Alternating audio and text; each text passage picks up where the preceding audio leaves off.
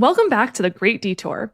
Today I'm talking with my friend Nick Bragman, someone I met through Dubstep Running Collective, where he's known for being one of the fastest people out there. But this episode isn't about running. It's about the journey behind the scenes, the detours, setbacks, and the strength it takes to shift course when life leads you somewhere you did not expect at all. At age 12, Nick was diagnosed with Crohn's disease, which is a chronic autoimmune illness that's shaped much of his life. He opens up about what it was like to grow up with a condition that made him feel different, the medical complications that derailed his plan to become a doctor, and the experience of surviving a health crisis that nearly cost him his life. We also talk about what came next, how he rebuilt, reimagined his future, and found joy in places he didn't expect. From crawling through some of the darkest moments to becoming a soon-to-be husband, Nick's story is a reminder of what can unfold when you stay open to where life wants to take you, even when it's far from the plan you had in mind. And just a quick plug for the show, if this episode resonates with you or you're enjoying the show so far, I'd really love if you could take a moment to subscribe, leave a 5-star rating, or share it with a friend. It really does help the show grow and have an even greater impact. Now, let's dive into my conversation with Nick. Welcome to The Great Detour. I'm Jess, your host. In this podcast, we talk about life's unplanned paths, those experiences that challenge and transform us in ways we never expected. Through honest conversations, my guests and I share inspiring stories and practical advice to help you navigate your own journey. I hope these stories inspire you to trust your path, embrace change with resilience, and step into your most authentic, empowered self. Nick Bragman, welcome to The Great Detour. Thank you so much, Jess. I'm so excited to have you today. It's such a treat when I have friends on the show, so I've really been looking forward to this conversation. So Nick and I met through my local run community called Dubstep Running Collective, and it's just an absolutely amazing group filled with really inspiring individuals, Nick being one of them. And, even though today the focus isn't on running, Nick, I'm going to start off and embarrass you because Nick is one of the fastest people I know. He is the fastest person I know. And every time I talk to him, he's breaking one of his own personal records. So I got to know, Nick, give it to me. What's the latest PR you've made, whether it's a mile or marathon, whatever you want to share? Oh, man. Yeah. In the last week or so now, I ran a 4:45 mile and then a 16:57 5K kind of back to back in the same weekend. In the same weekend? That's Yeah. Absolutely ridiculous. Yeah, then I was fried I'm still fried actually. But no, it's absolutely incredible. And I think the thing that was so interesting to me, we were talking recently, and you got into running not all that long ago, right? yeah. Like around 2 years ago now, I started jogging just kind of to acclimate to Westchester County, where I am now, just kind of see different parts of it. Really, I was just jogging totally leisurely. I was terrible at running. Like I could barely run a mile. And then I don't really know when that changed or my mindset changed. And then one day I was just like, I need to run myself into the ground and see what I can do with this. And yeah, now people don't believe me when I say I didn't run in high school, which is flattering, but I'm like, oh my God, there's still so many people that are so much faster than me. Like, I still just feel like I'm chasing everybody. Well, I think you are incredibly fast. And it's just amazing to me that you discovered this talent and this passion later in life. And I say later in like air quotes because you're so young. You're not even 30, right? No, not yet. But Okay. Still, it just kind of proves that it's never too late to start something new or to like tap into any passions you might be feeling or just curiosity, because you could be really good at something. So I just think, Seriously. you're so inspiring. And I think what's even more incredible is, you tapped into this talent of yours despite the circumstances and your story, which is really what I wanted to focus today's episode on. So Nick, you have a chronic illness, Crohn's disease, and that's had a huge impact on the course that your life took. So I'd love to start off just by having you tell us a little bit about what Crohn's disease is for those who may not know. Yeah, that is a great question. It is nice, I will say. I feel like over the course of my life having this disease, more and more people seem to know already when I tell them I have Crohn's disease. But essentially, it's an autoimmune disease where, for whatever reason, which is still not completely known by physicians, my body thinks there is a larger problem going on within my gastrointestinal system.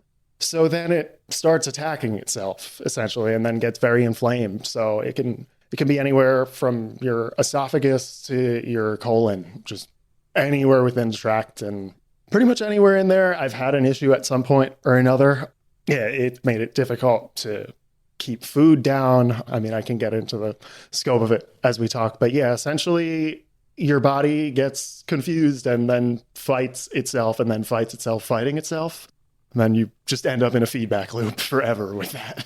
Yeah, it sounds like an exhausting cycle. How old were you when you were diagnosed? So I was diagnosed in 2008. I was 12 years old. Oh, wow. Did you understand the gravity of that diagnosis at that time? So I had never heard of it at that point, thankfully. I think to some extent, I mean, based on the energy of everyone in my family, it was kind of like reflecting what was being exuded. So I knew it was a problem and I knew how I felt. So that was easy enough. But the main thing I remember is like wanting to make the doctors proud that I knew the medications I was on and like knew the specific dosages. Like I would just go to all these doctor's appointments every day trying to please these physicians and be like, are you proud that I know it's 45 milligrams? So I was just like a dork about the whole thing, which probably helps, honestly. Yeah. And did it affect like your school or your friends or? So in my middle school started in 7th grade, which is when I was diagnosed. I was diagnosed the week of Christmas of 7th grade. So I had about 2 months of every middle schooler sizing each other up, for lack of a better term.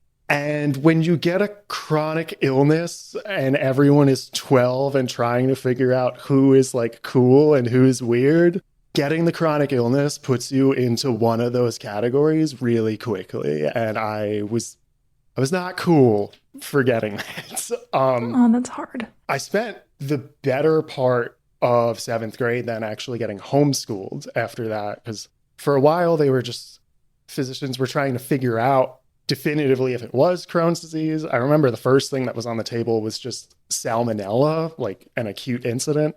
Oh, wow.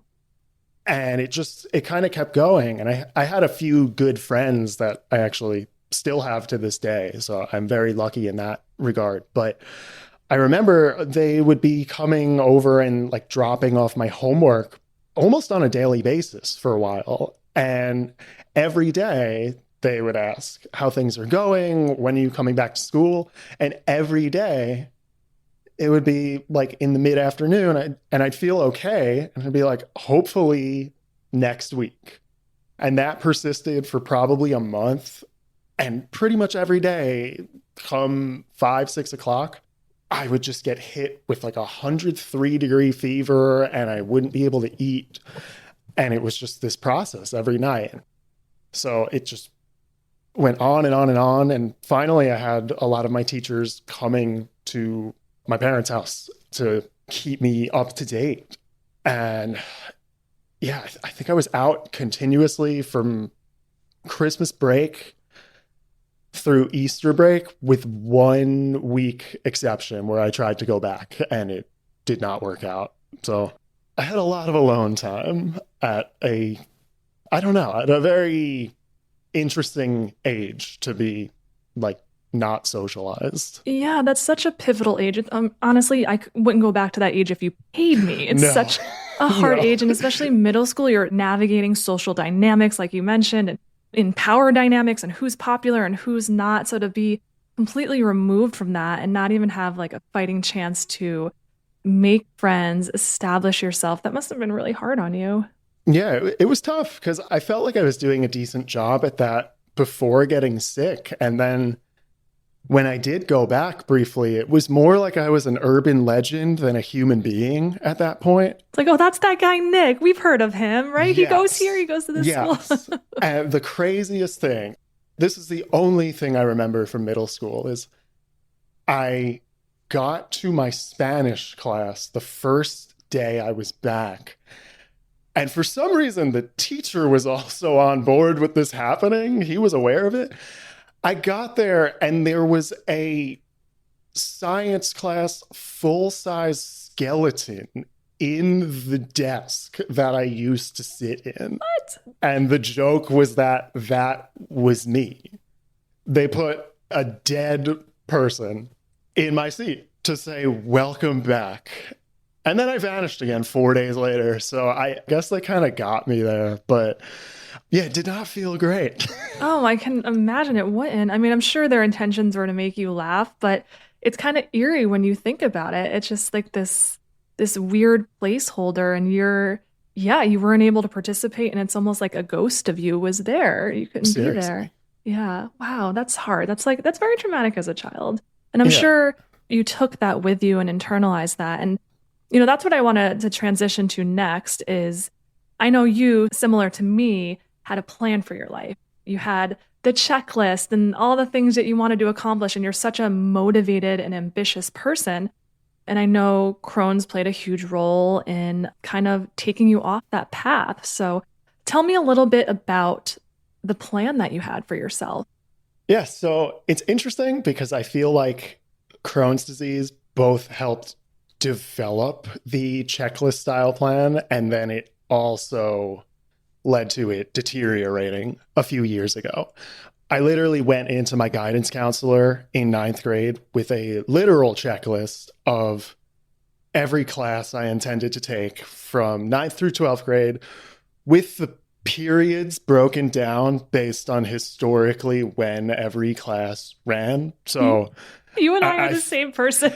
Yeah, no, like I feel like there should have been some further questioning when I was like 14, unrelated to the Crohn's disease, but they just accepted that. And I pretty much followed that checklist. I dropped one of the classes because I got hungry in 10th grade and needed a lunch. But other than that, checklist was good through high school. I was like, yeah, I'm just going to be the biggest nerd of all time forever. That's my plan.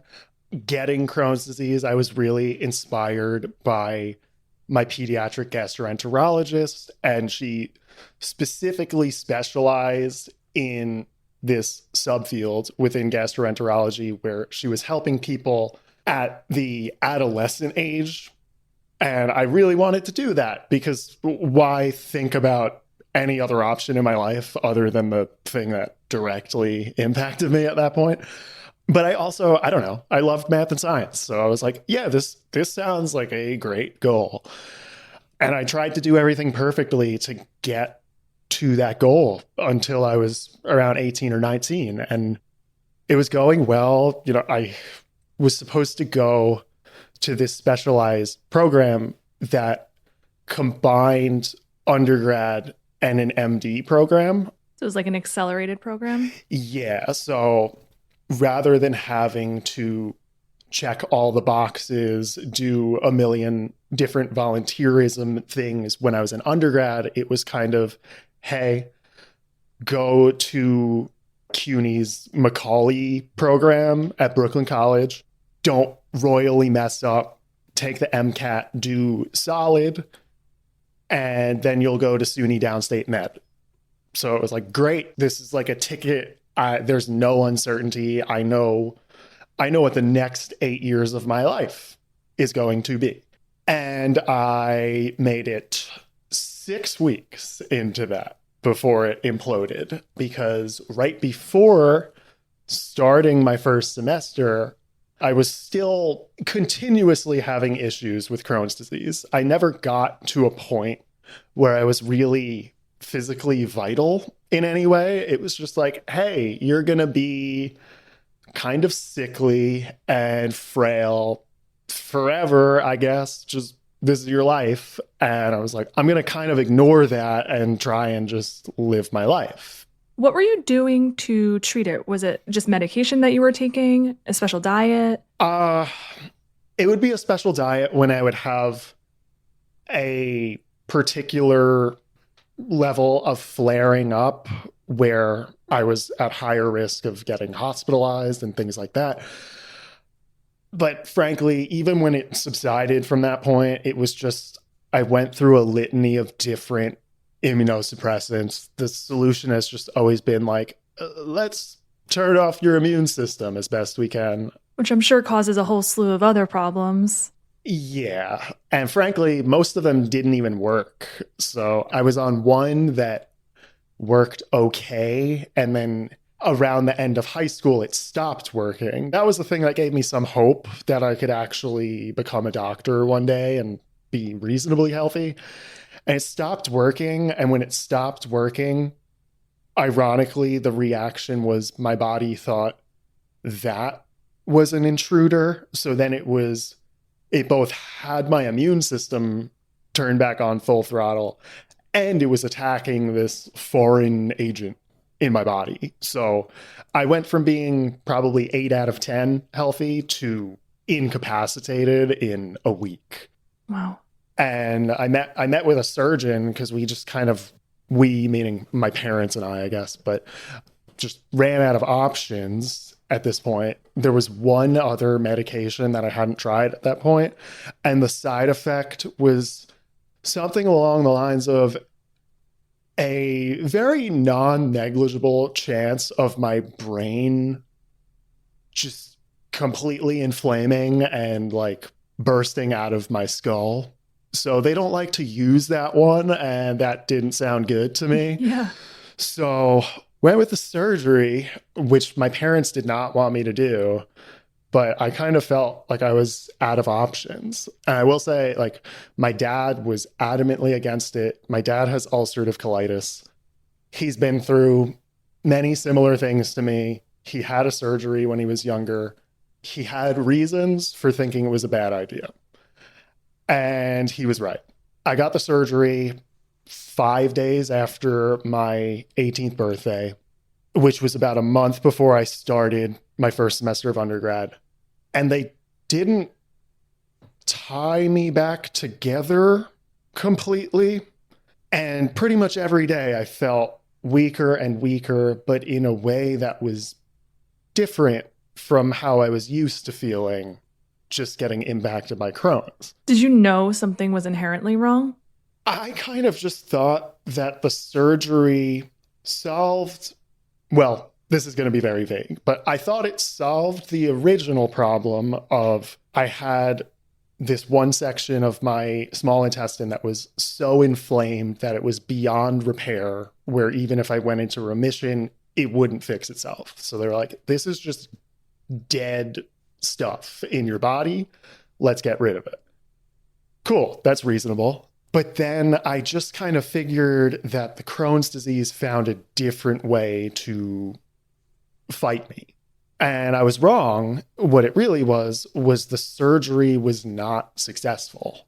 And there were little gaps in where I was sewn back up between my colon and my small intestine. And I ended up with an abscess about, I don't even need my hands, about the size of my head, Wow. just in my abdomen, in my abdominal cavity.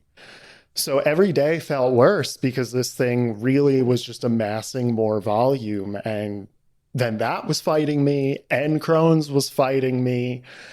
And I was commuting from Long Island to Brooklyn by train every day. And after like a month, I couldn't walk. I was using different items to like assist my ability to get to classes.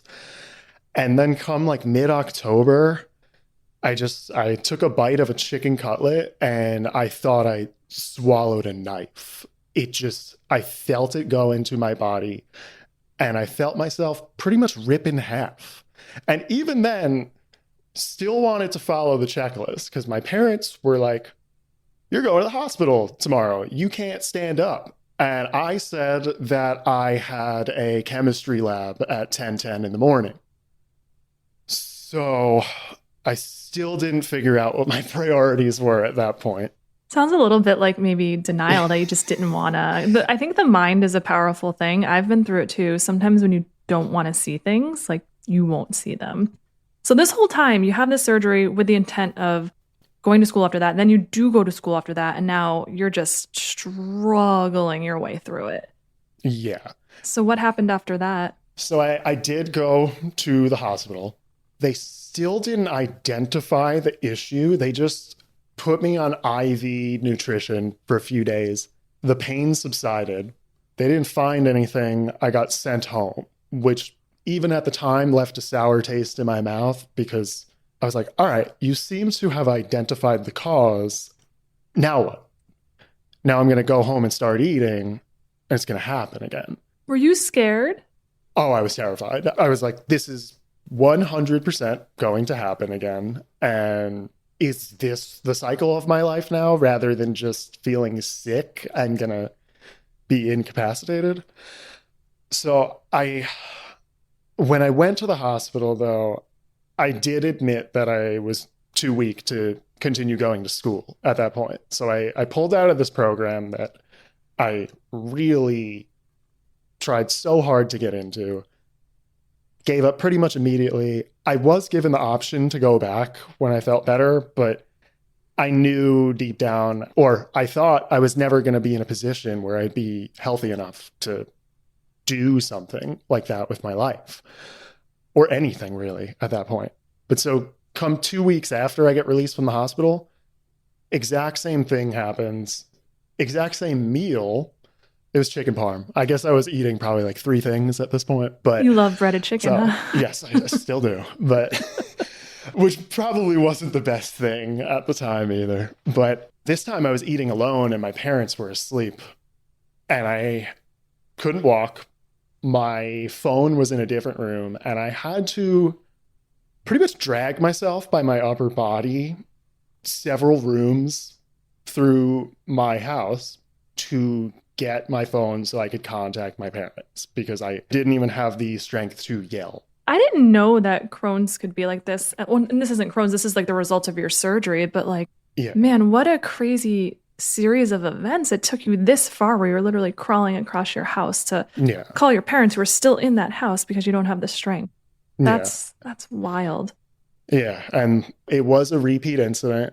They didn't know about this abscess at this point still. And at this point, I was fully convinced that I was dying. I had no frame of reference, but I knew how I felt in that moment. I was losing the awareness of where I was. At a certain point, I don't think I really knew who I was. And I just remember begging and begging and begging for an ambulance. And I think at this point, like, it was just paining my parents so much to see. So they were almost in a little bit of denial, which I can understand. But finally, an ambulance comes. I very loosely remember 2 EMTs coming and just hauling me out of my house. And my mom just begging them to take me to a specific hospital. And then I remember getting crashed into a wall on the stretcher, and that woke me up. And then I remember being conscious 2 days later and being told about this abscess and that more than likely I was going to need to get sliced open to get this behemoth of a thing removed. And essentially that if I got to the hospital any later than I did, I wouldn't be here anymore. They're like, yeah, an hour, maybe 2 before you would have been in full sepsis and just that would have been it. Wow, that's absolutely terrifying. Thank God you got there when you did. Yeah, and it's crazy because then this surgeon, very much countered to the surgeon that I electively saw that I feel pressured me into the entire situation. This guy was incredibly patient, and he told me like there was a 2 or 3% chance that this thing could subside just with basically a giant syringe to drain it and no eating for months. But that more than likely it was going to be a major surgery and it might not work. But he was like, I don't want to take that chance. If there's any chance we can get around that, just you're going to be in isolation and you're not going to eat for months. For months. For months. I was alone in a room for the entire fall of 2015. Let that sink in for a second, guys. Like, literally in isolation, without food, just letting this pass. Like, How did that affect, I mean, obviously your physical health, that had a huge toll on, but how did that affect you on a mental level? When I got out of the hospital, it took more of a toll on me when I had to return to normalcy a little bit for whatever that meant. In the moment, I felt very safe and I felt very properly taken care of. And I remember being very happy. Interesting. I would think it would be the opposite. But I guess after what you went through. I had a morphine drip.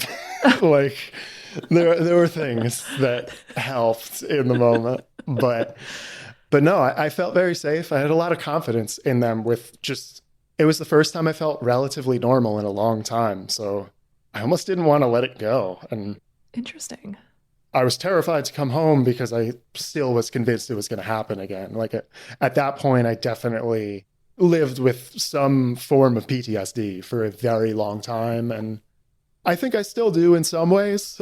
It's not as pronounced, but these are memories that I will always have. And in some ways, I'm happy I have them. It's great perspective, but I would do anything to get rid of them. I know exactly what you're talking about. I'm very different, but I went through a period where my dad was hospitalized for like 4 months and it was very traumatic for me. And when it was done, I actually had to change the ringer on my phone because I was so used to the hospital calling me all day long, all night long. And I would have like a visceral response anytime my phone rang. So I totally get that feeling of like just having trauma after an event like that and then having to work your way through it. But Yeah. at the same time, you look back and you're like, oh, that was so bad, but I'm so glad I'm out of it. And yeah, it does provide perspective looking back. And then when good things happen to you, you're like, oh my gosh, how far I've come. That's amazing.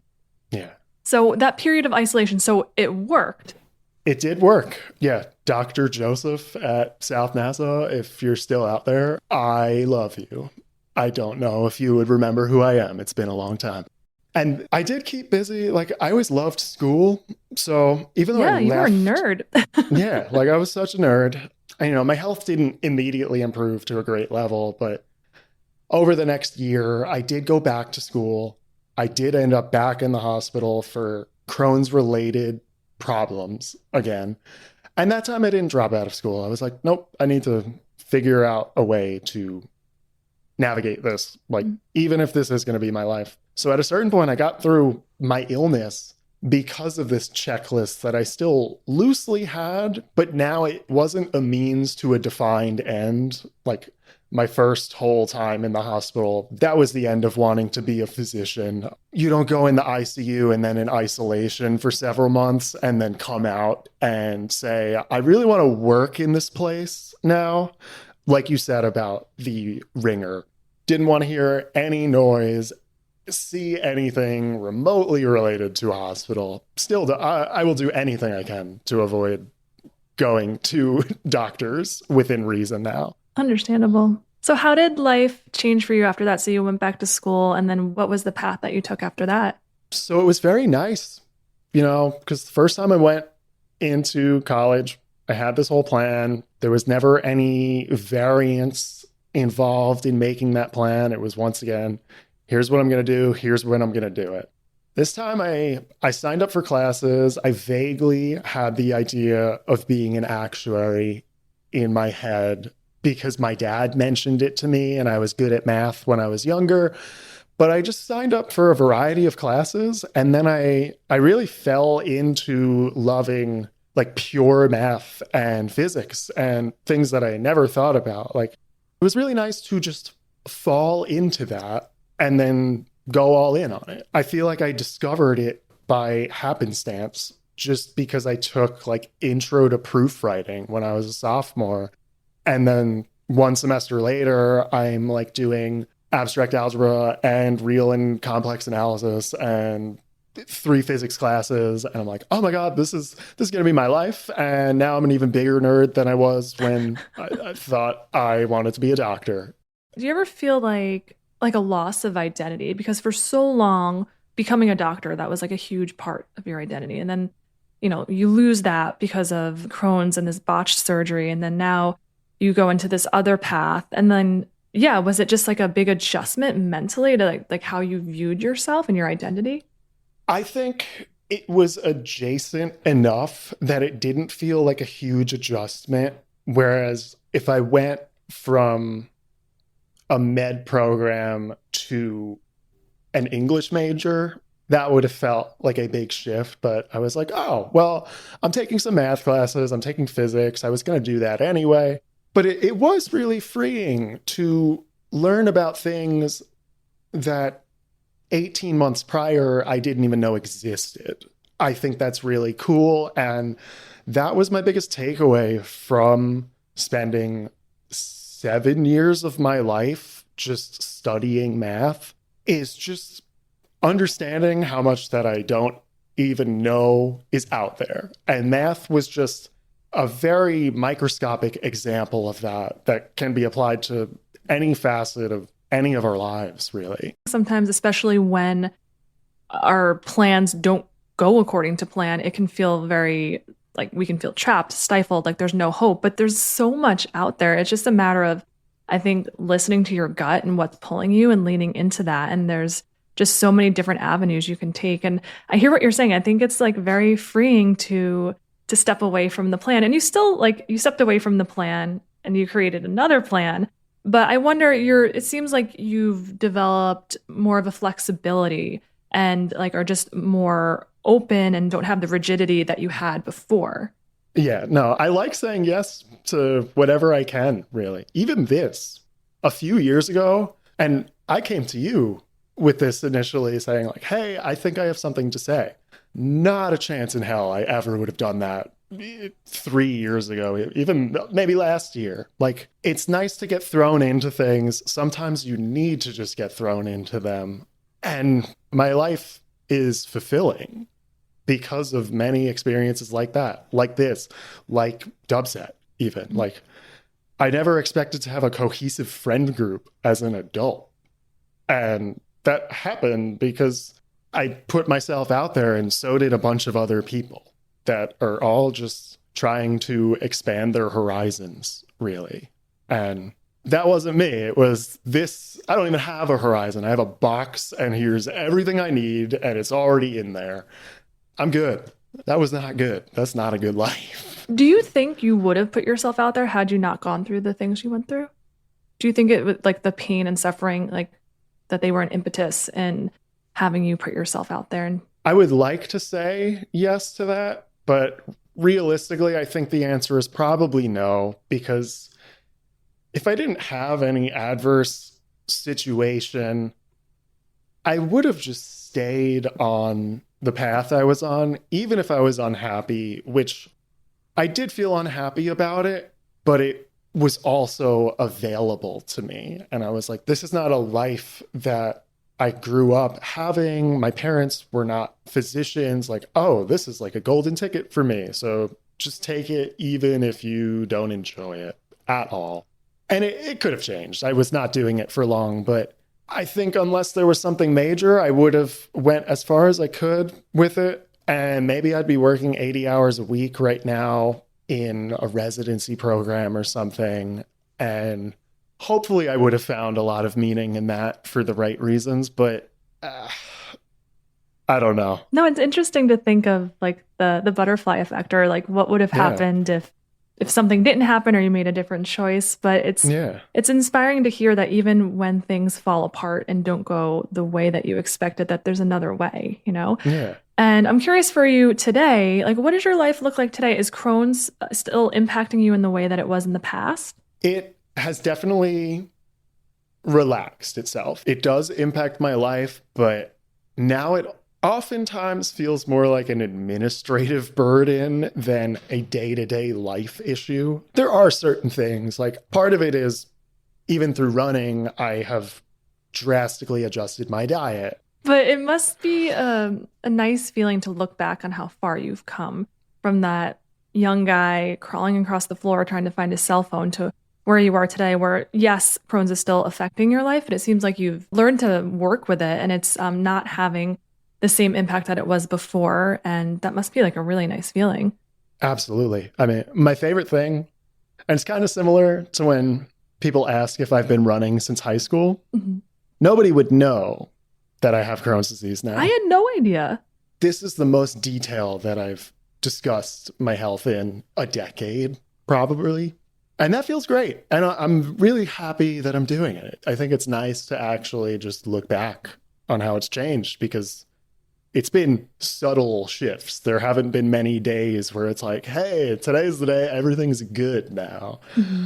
So yeah, it is nice. You know, it is integrated in my life. It makes me eat pretty well. And just, you know, for a while, I used to fight it by being like, no, I want to be 17 and go to Taco Bell with my friends for lunch. And like, how do you think that worked out for me? Yeah.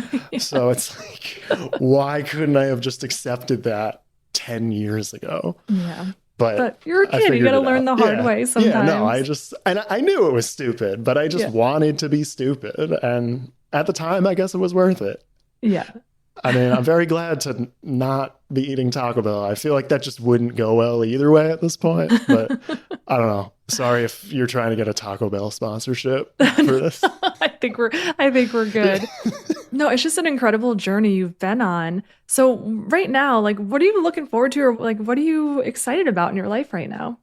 Oh man, I mean, I'm kind of just excited to be here right now. You know, I'm getting married in 11 months not to the day, 11 months to the day -1 now.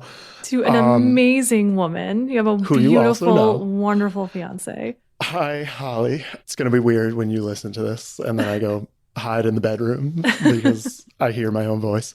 But yeah, I mean, that is definitely the main thing. Otherwise, like, it's very simple. I'm excited that the weather is nice and that I'm going to be able to go outside in the morning and run, and it's not going to be 12 degrees. And I'm excited to hopefully continue feeling good and just like to enjoy the nice small parts of day-to-day life right now. There's not much other that is like a huge experience that I'm awaiting right now, but I'm just happy to be here. I love that. Like, isn't that what it's all about? Is just we're here to enjoy life. And yes, life is going to throw us curveballs. We're going to have really hard days and bad days. But I just love those moments when we can just enjoy the weather outside, enjoy the fact that like we're with the love of our life and we're going to marry them, and like all these big things, little things, and just enjoying exactly where we're at, even if it's not where we plan to be. And then who knows, you know, what the future has in store. So it's just, you know, I'm so happy for you that you've been through so much, but you've also created such a beautiful life for yourself. And yeah, and I'm very excited for you. One last question for you before we close is, if you're looking back on your life and your journey, what's the biggest lesson you think that you take away from your detour and that you kind of use in your life today? I think it would be to actually listen to what many adults in your life are hopefully saying, which is that you have nearly infinite possibilities for a long time. I still do, and I don't often feel that way. And that I'm not saying that as a testament to my inherent potential in any way. It's just there are so many pathways out there, and we all probably aren't even aware of 10% of them that might be applicable or very enjoyable to us. So like, just try the new hobby, go to the new restaurant, take a week off of work and spend it in the town you live in. Like, just experience the life that you're actually living right now, because so many of my favorite days are not grand adventures. They're time spent here in my kind of crappy apartment, like, and that's fine. And I don't know. I just love the simple aspects of my life.